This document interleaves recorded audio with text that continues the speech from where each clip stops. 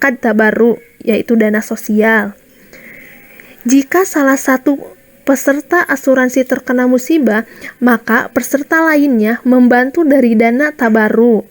Yang ketiga adalah dalam unsur premi, di mana semua dana dicampurkan menjadi satu dalam rekening dana perusahaan. Di sini perusahaan dapat dengan bebas menggunakan atau mengelola dana tersebut, dan perusahaan dapat dengan bebas menginvestasikan dana tersebut kemana saja tanpa melihat halal atau haramnya. Sedangkan dalam asuransi syariah akan terpisah antara dana tabarru dengan dana peserta. Dana tabarru diniatkan secara ikhlas sebagai dana tolong-menolong, sedangkan dana peserta diinvestasikan. Hasil investasi tersebut telah dikurangi beban asuransi dibagi antara pengelola dan peserta asuransi menggunakan akad mudharabah.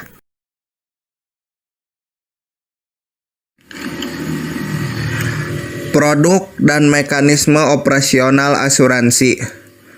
Pada garis besarnya, asuransi dibagi menjadi dua, yaitu yang pertama, asuransi keluarga atau asuransi jiwa.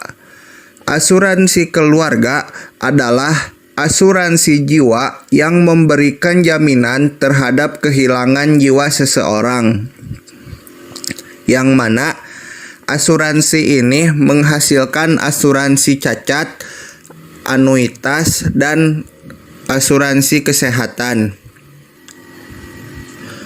Mengenai mekanisme kerja asuransi keluarga, diawali oleh terjadinya akad antara perusahaan asuransi dengan peserta asuransi, yang mana akad tersebut dilakukan sesuai dengan produk asuransi yang akan dimanfaatkan oleh peserta asuransi.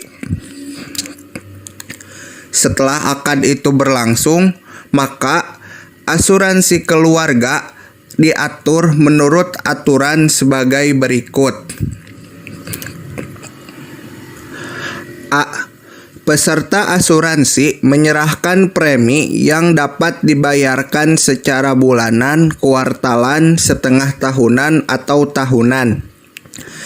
Yang mana premi yang diserahkan peserta itu sesuai dengan kemampuan peserta, tetapi tidak boleh kurang dari jumlah minimal yang ditetapkan oleh perusahaan asuransi.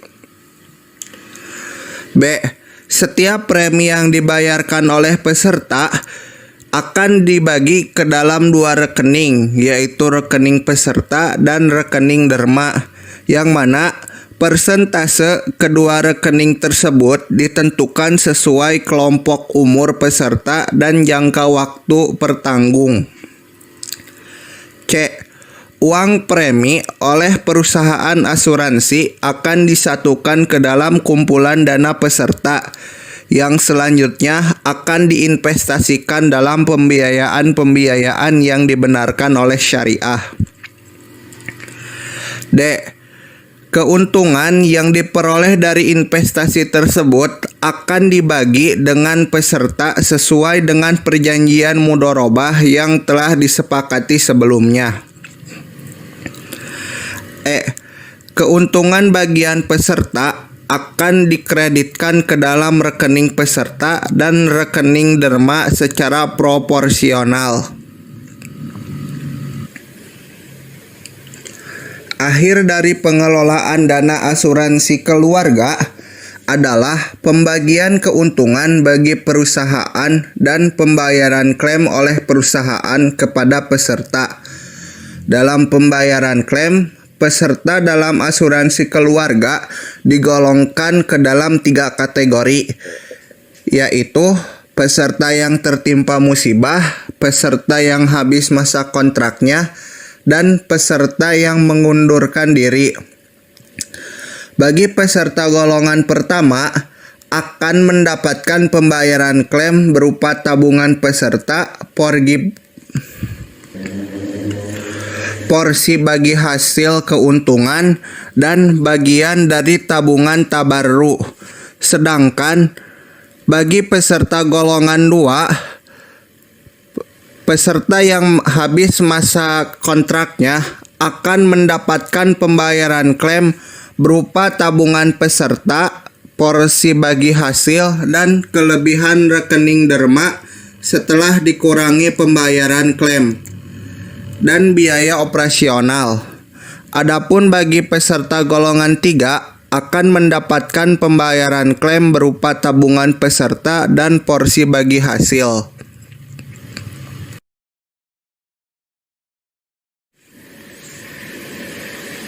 Yang kedua, asuransi umum.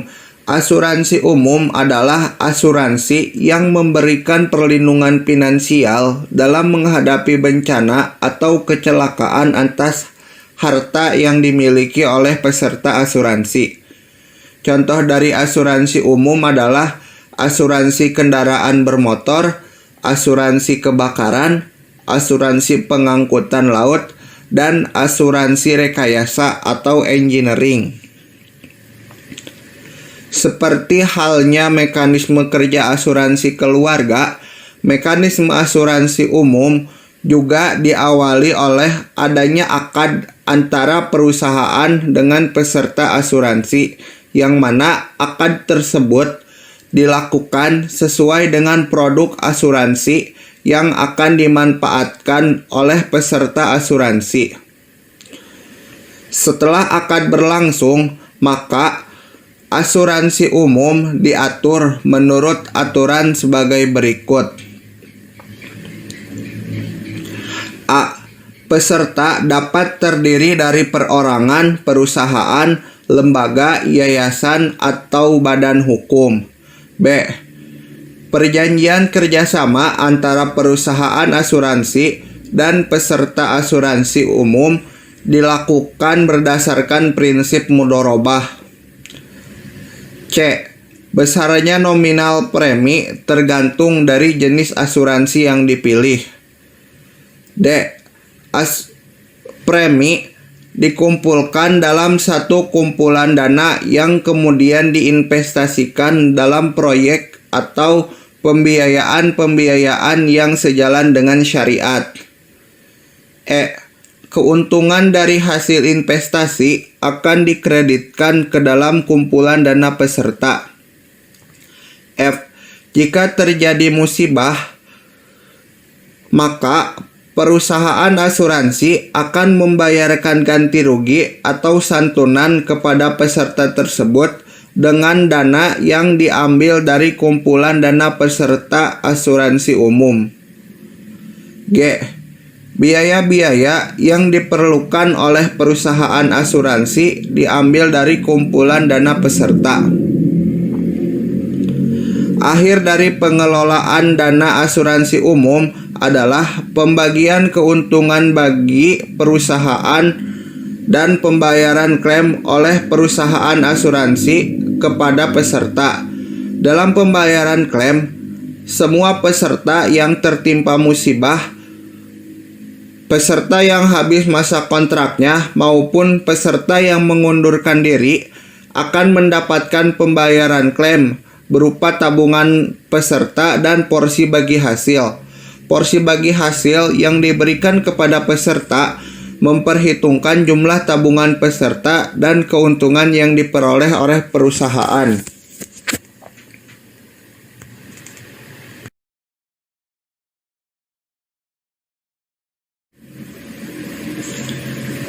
Dasar hukum asuransi.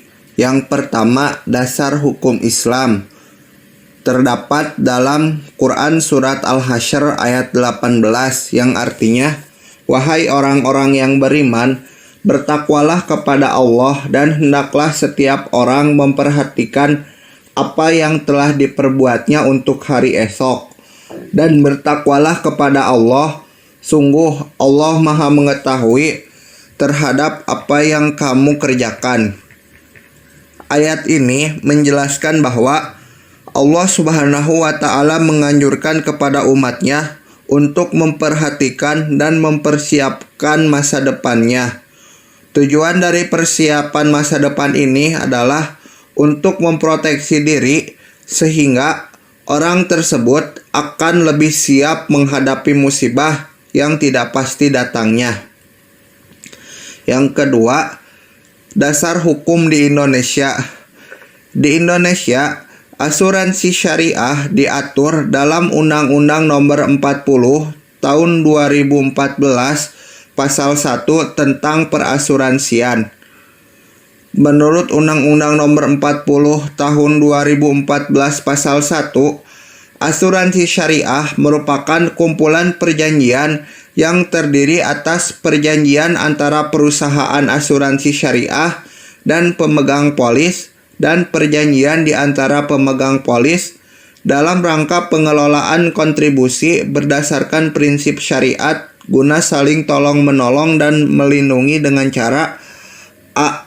Memberikan penggantian kepada peserta atau pemegang polis karena kerugian, kerusakan, biaya yang timbul, kehilangan keuntungan, atau tanggung jawab hukum kepada pihak ketiga yang mungkin diderita peserta atau pemegang polis karena terjadinya suatu peristiwa yang tidak pasti. B. Memberikan pembayaran yang didasarkan pada meninggalnya peserta atau pembayaran yang didasarkan pada hidupnya peserta dengan manfaat yang besarnya telah ditetapkan atau didasarkan pada pengelolaan dana. Selain menurut Undang-Undang Nomor 40 Tahun 2014 Pasal 1, asuransi syariah juga dikemukakan dalam Fatwa Dewan Syariah Nasional Majelis Ulama Indonesia dalam Fatwa DSN MUI nomor 21/DSN/MUI /10 Romawi /2001 tentang pedoman umum asuransi syariah. Dalam ketentuan umum poin 1 disebutkan bahwa asuransi syariah adalah usaha saling tolong-menolong di antara sejumlah orang atau pihak melalui investasi dalam bentuk aset dan atau tabarru yang memberikan pola pengembalian untuk menghadapi resiko tertentu dalam akad yang sesuai dengan akad syariah.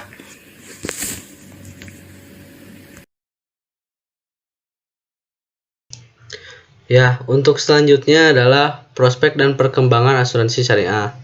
Sejak kelahirannya pada tahun 1994, asuransi syariah terus bertumbuh dan berkembang dengan menekankan bahwa asuransi syariah memiliki sistem yang lebih manusiawi, meringankan, adil, dan menentukan. Perusahaan penyedia asuransi syariah berusaha menarik orang sebanyak mungkin. Hasilnya, ada peningkatan dalam bisnis asuransi syariah dari tahun ke tahun. Peningkatan tersebut dirangkum dalam data yang dipaparkan Asosiasi Asuransi Syariah Indonesia atau disingkat AASI. Dari data tersebut, peningkatan bisnis asuransi syariah terlihat dari bertambahnya jumlah perusahaan asuransi syariah, peningkatan aset, investasi, dan kontribusi bruto. Industri asuransi syariah di Indonesia mempunyai prospek yang sangat bagus untuk berkembang. Permintaan terhadap produk-produk asuransi berbasis syariah akan terus mengalami peningkatan. Tumbuhnya industri asuransi syariah harus juga didukung dengan mudahnya masyarakat mendapat akses informasi mengenai manfaat-manfaat perekonomian syariah dibandingkan dengan perekonomian konvensional, apalagi ditunjang dengan banyaknya penduduk Indonesia dan juga sebagai negara muslim terbesar di dunia.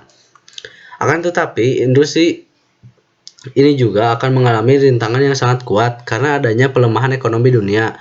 Juga negara kita, masyarakat yang belum teredukasi tentang asuransi, pasar bebas sudah mulai diterapkan. Sumber daya yang kurang tentang asuransi syariah, kurangnya permodalan, dan lain sebagainya. Oleh karena itu, perlu peran pemerintah untuk membantu agar terus berkembang dengan regulasi-regulasi yang mendukung industri ini. Di lain pihak, sebagian umat Islam memerlukan jaminan bahwa segala interaksi muamalah yang dilakukan dalam upaya mencapai kesejahteraannya sesuai dengan syariat. Kebutuhan akan lembaga keuangan Islami bertambah kuat seiring dengan berkembangnya sektor industri jasa keuangan secara umum. Untuk memenuhi permintaan umat tersebut, diperlukan lebih banyak bank dan asuransi syariah.